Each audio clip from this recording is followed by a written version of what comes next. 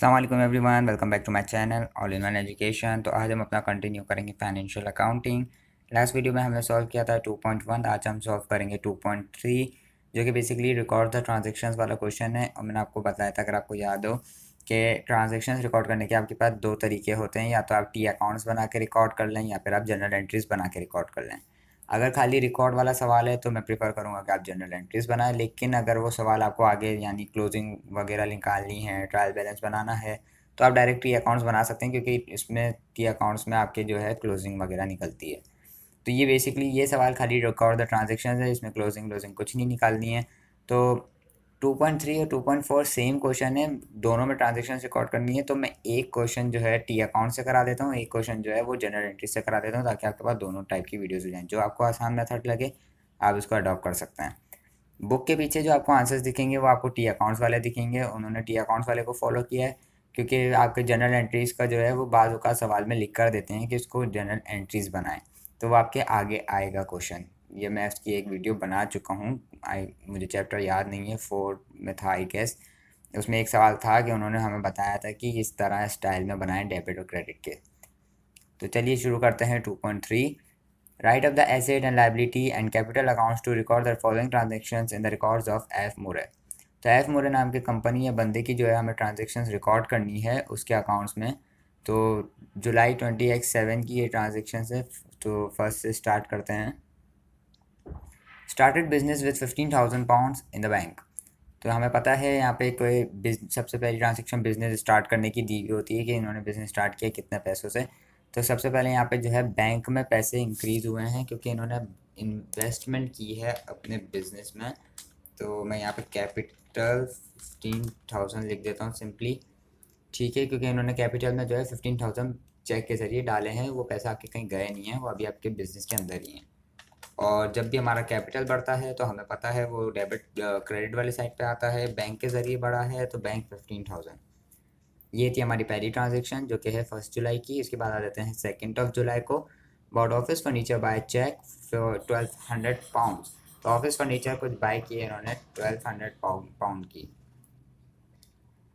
तो सबसे पहले हम यहाँ पे जो है बैंक में से वो पैसे डिडक्ट कर लेते हैं ऑफिस फर्नीचर के। ऑफिस डॉट ऐप लिख रहा हूँ मैं, आप समझ जाइएगा ऑफिस फर्नीचर है। और ऑफिस फर्नीचर जो है यहाँ पे डेबिट हो जाएगा, क्योंकि ऑफिस फर्नीचर हमने लिया है, तो हमारे पास ऑफिस फर्नीचर का इजाफा हुआ है। और वो किस तरह हुआ है, बैंक के ज़रिए हमने पैसे उसको पे किए हैं, यानी चेक के ज़रिए। तो इसलिए हम यहाँ पे बैंक 1,200 लिख देंगे। उसके बाद आ जाते हैं 3 जुलाई को। 3 जुलाई को about machinery £1,400 on credit from trees LTD. तो कुछ मशीनरी बाय की है ट्रीज एलटीडी से, लेकिन क्रेडिट पे अभी हमने उसको पैसे नहीं दिए हैं। तो 3 जुलाई को ट्रीज एलटीडी 1,400।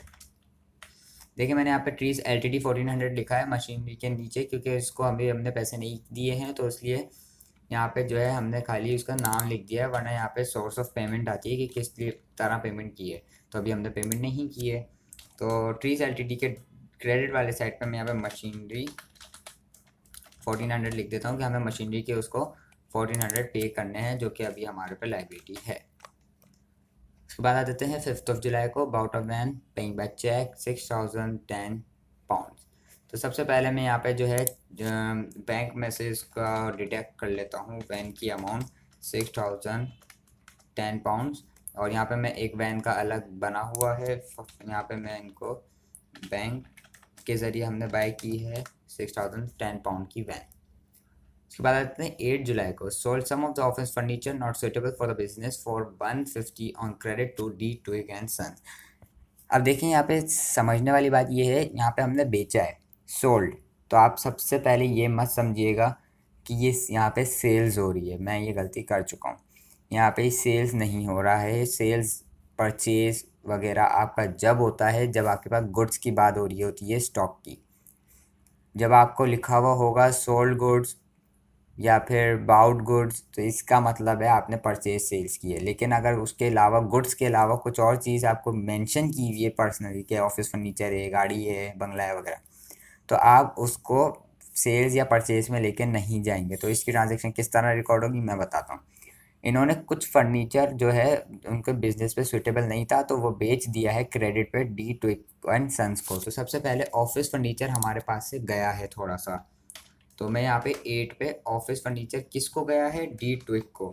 तो मैं यहाँ पे डी ट्विक का नाम लिख देता हूँ क्योंकि उसने अभी हमें पैसे वगैरह कुछ भी पे नहीं किए, वो हमारा डेप्टर है। डी ट्विक को 150 का हमने ऑफिस फर्नीचर दे दिया है जो कि हमारे पास से क्रेडिट हो चुका है। ठीक है, अब ये डी ट्विग एंड सन्स के अकाउंट में जाके डेबिट होगा क्योंकि उसके पास गया है, उसके पास इंक्रीज हुआ है, वो हमारा डेप्टर है, वो अभी हमें पैसे देगा। तो डी ट्विग वाले में मैं 8 office dot F 150, office dot F मतलब ऑफिस फर्नीचर 150, ये डेप्टर साइड पे से लिखा है क्योंकि वो हमारा डेप्टर है, उसने अभी हमें पैसे नहीं दिए हैं इसके, तो इसमें सेल्स वगैरह का इंक्लूड नहीं करना है। 15 जुलाई को paid the amount owing to Trees LTD 1400 pound by cheque. तो इन्होंने जो है ट्रीज एलटीडी से जो मशीनरी ली थी उसके पैसे बैंक के ज़रिए उसको दे दिए हैं। तो सबसे पहले मैं यहाँ से इसको डिडक्ट कर लेता हूँ। ट्रीज एलटीडी को 1400 इन्होंने दे दिए हैं, ट्रेस लिख दिया मैंने, ट्रीज एलटीडी को इन्होंने पैसे दे दिए हैं और चेक के ज़रिए दिए हैं, तो मैं यहाँ पे मेंशन कर देता हूँ। ठीक है, इसके बाद आ जाते हैं 15 जुलाई को paid the amount, oh sorry 15 की थी, 8 लिख दिया है मैंने। इसके बाद आ जाते हैं 23 जुलाई को receive the amount due from D Twigg and Sons 150 in cash. तो डी ट्विग एंड सन्स ने हमें 150 जो उस पर लाइबिलिटी थी, वो हमारा डेप्टर था, वो उसने हमें पे कर दिए कैश के ज़रिए। तो सबसे पहले मैं डी ट्विग में से उसको डिडक्ट कर लेता हूँ, यानी डी ट्विग का अमाउंट अब हमारा क्लियर है। तो कैश में पे किए हैं तो मैं यहाँ पे कैश लिख दिया है 23 डी ट्विग 150, यानी कि डी ट्विग ने हमें 150 पे कर दिए। ठीक है, इसके बाद आ जाते हैं 31 को about more machinery by cheque 650। तो चेक के ज़रिए इन्होंने और मशीनरी बाय कर ली है तो पैसे उसके कटेंगे, तो पैसे मैं यहाँ पे काट लेता हूँ मशीनरी के 650 और मशीनरी वाले सेक्शन में मैं इसको ऐड कर लेता हूँ।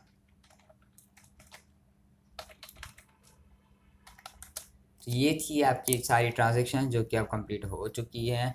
होपफुली आपको सवाल समझ आ गया होगा। मैं आपको एक ओवरव्यू दिखा देता हूँ नीचे से। आप ये टोटल हमारे पास 8 यहाँ पे टी अकाउंट्स बने हैं, cash, D to ansons, trees LTD, van, machinery, office furniture, capital, bank.